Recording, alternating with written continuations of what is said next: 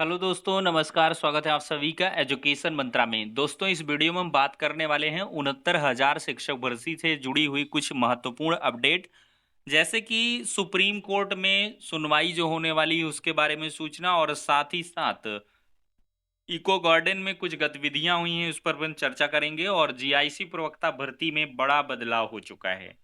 अगर जीआईसी प्रवक्ता भर्ती की आप तैयारी कर रहे हैं तो आपके लिए ये वीडियो काफ़ी महत्वपूर्ण रहने वाला है। तो चलिए दोस्तों, आज की कुछ महत्वपूर्ण अपडेट्स को इस वीडियो में डिस्कस कर लेते हैं। तो फर्स्ट ऑफ ऑल हम बात करेंगे 69,000 शिक्षक भर्ती की। दोस्तों, अगर आप लोग सभी जानें तो 69,000 शिक्षक भर्ती का जो मामला है अभी सुप्रीम कोर्ट में चल रहा है। सुप्रीम कोर्ट से जब तक ये मामला क्लैरिफाई नहीं हो जाता है, आगे भर्ती प्रक्रिया नहीं बढ़ सकती है। और इस बीच दोस्तों, आज ये खबर निकल के आई है कि जो सुप्रीम कोर्ट में अगली सुनवाई होगी 69,000 शिक्षक भर्ती मामले में, वो आगामी 20 मई की होगी। तो एक लंबा समय फिर से आपको झेलना पड़ेगा। 20 मई, तकरीबन 1 माह 5 दिन का और वक्त लगेगा, और 20 मई को इस मामले की अगली सुनवाई होगी। तो तब तक के लिए आप लोगों को यहाँ से इंतज़ार ही करना पड़ेगा। और दूसरी बड़ी जो अपडेट है 69,000 शिक्षक भर्ती मामले की, वो आरक्षण पीड़ितों की है। और इको गार्डन में आरक्षण पीड़ितों ने अंबेडकर जयंती मनाई है। तो यहाँ पर दोस्तों देख सकते हैं, अभ्यर्थियों ने इको गार्डन में मनाई अंबेडकर जयंती। 69,000 शिक्षक भर्ती में नौकरी की मांग कर रहे आरक्षित वर्ग के अभ्यर्थियों ने सोमवार को इको गार्डन में बाबा साहेब भीमराव अंबेडकर के चित्र पर पुष्पांजलि अर्पित कर उनकी जयंती मनाई। अभ्यर्थियों का लगातार धरना इको गार्डन में जारी है। 69,000 शिक्षक भर्ती मामले की सुनवाई सुप्रीम कोर्ट में चल रही है। उसमें हमारी मांग है कि सरकार उनके पक्ष में सुनवाई करते हुए मामले का जल्द निस्तारण कराए। अभ्यर्थियों के आंदोलन का नेतृत्व कर रहे अमरेंद्र पटेल ने कहा कि हम सभी अभ्यर्थी बाबा साहब भीमराव अंबेडकर की प्रेरणा से लोकतांत्रिक तरीके से अपना धरना प्रदर्शन कर रहे हैं। पूरी उम्मीद है कि जल्द ही हमें न्याय मिलेगा।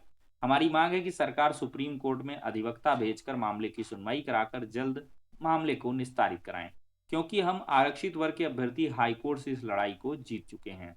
सरकार की लापरवाही के कारण ही यह मामला सुप्रीम कोर्ट में पहुंच गया। धरने में भोलानाथ अंबेडकर, मनोज यादव, आनंद आदि ये मौजूद रहे हैं। तो अभी दोस्तों इंतजार ही करना पड़ेगा। लगातार इको गार्डन में धरना प्रदर्शन जो आरक्षण पीड़ितों का है वो चल रहा है, और सुप्रीम कोर्ट में लगातार जो सुनवाई की डेट है वो शिफ्ट होती जा रही है। डेट पर डेट मिलती जा रही है। अब देखिए, 1 महीने से ज्यादा का वक्त अब फिर से लगने वाला है। 20 मई, एक लंबा समय। खैर, जो जैसी सूचनाएं आएंगी आप सभी को प्रोवाइड करेंगे। लेकिन इसमें एक चीज दोस्तों तो स्पष्ट है कि जब तक सुप्रीम कोर्ट से ये मामला फाइनलाइज नहीं होता है, तब तक इस भर्ती प्रक्रिया में कुछ भी नहीं हो सकता है। अब अगली अपडेट है, जीआईसी प्रवक्ता भर्ती में बड़ा बदलाव हो चुका है। हेडलाइन पढ़ लीजिए, जीआईसी में प्रवक्ता भर्ती के लिए बीएड अब अनिवार्य। पहले बीएड करने वालों को चयन में वरीयता मिलती थी। तो दोस्तों, प्रदेश के सभी 534 राजकीय इंटर कॉलेजों और 440 राजकीय बालिका इंटर कॉलेजों में प्रवक्ता भर्ती के लिए बीएड की डिग्री अनिवार्य कर दी गई है। पिछले महीने 28 मार्च को जारी उत्तर प्रदेश विशेष अधीनस्थ शैक्षणिक प्रवक्ता संवर्ग सेवा द्वितीय संशोधन नियमावली 2024 में ये बदलाव किया गया। इससे पहले 2020 में आई प्रवक्ता भर्ती में बीएड अधिमानी अर्हता थी और चयन में वरीयता मिलती थी।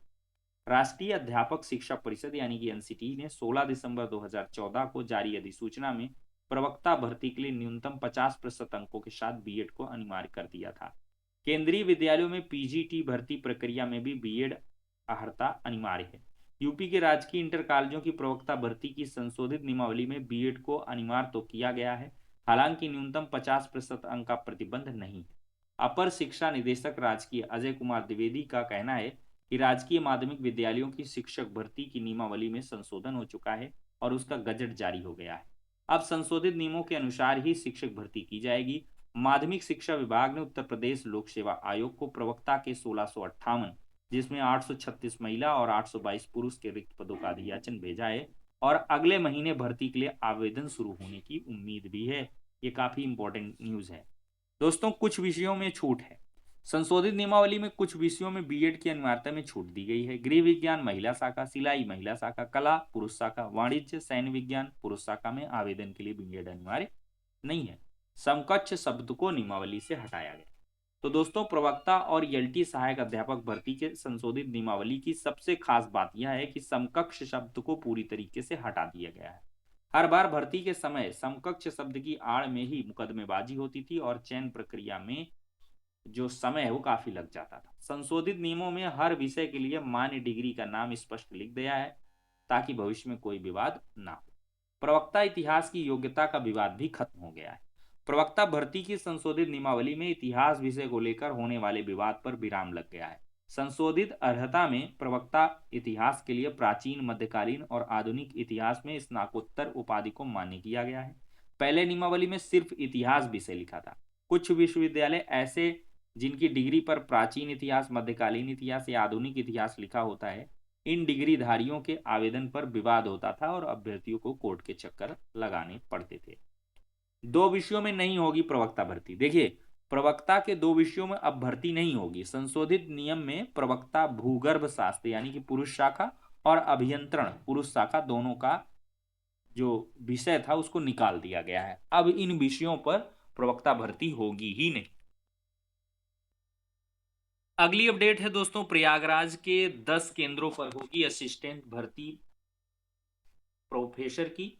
अमर उजाला ब्यूरो की बड़ी अपडेट है। उत्तर प्रदेश शिक्षा सेवा चयन आयोग की ओर से अशासकीय माध्यमिक विद्यालयों में, महाविद्यालयों में असिस्टेंट प्रोफेसर के 910 पदों पर भर्ती के लिए प्रदेश के 6 जिलों में 16 और 17 अप्रैल को लिखित परीक्षा हो। इसके लिए प्रयागराज में 10 केंद्र बनाए गए हैं। 15 अप्रैल को दोपहर 12 बजे जिला पंचायत सभागार में परीक्षा की तैयारियों को लेकर बैठक होगी। जिला विद्यालय निरीक्षक पीएन सिंह ने केंद्र व्यवस्थापकों, सह केंद्र व्यवस्थापकों और बाह्य अंत निरीक्षकों की बैठक में अनिवार्य रूप से उपस्थित होने के निर्देश दिए। तो दोस्तों, परीक्षा 2 पालियों में सुबह 9:30 से 11:30 और 2:30 से 4:30 होगी। 16 अप्रैल को दूसरी और पहली पाली की परीक्षा क्रमशः इतने जो है अभ्यर्थी पंजीकृत हैं। चलिए, तो ठीक है दोस्तों, असिस्टेंट प्रोफेसर भर्ती परीक्षा होगी और इसके तुरंत बाद टीजीटी पीजीटी की पेंडिंग एग्जाम हो जाएंगे और इसके फिर तुरंत बाद जो शिक्षा सेवा चयन आयोग का टारगेट होगा वो नई भर्तियों के विज्ञापन को लेकर होगा, जिसमें टीजीटी पीजीटी की नई वैकेंसी, असिस्टेंट प्रोफेसर की नई वैकेंसी और यूपी टेट के विज्ञापन, इन सभी बिंदुओं पर काम होने वाला है। तो कमर कस के आप रखें और तैयारी में लगातार जुटे रहें। जो जैसी अपडेट आएंगी इस चैनल के माध्यम से लगातार साझा करते रहेंगे। तो फिलहाल के लिए दोस्तों इस वीडियो में इतना ही। नेक्स्ट वीडियो में मिलते हैं।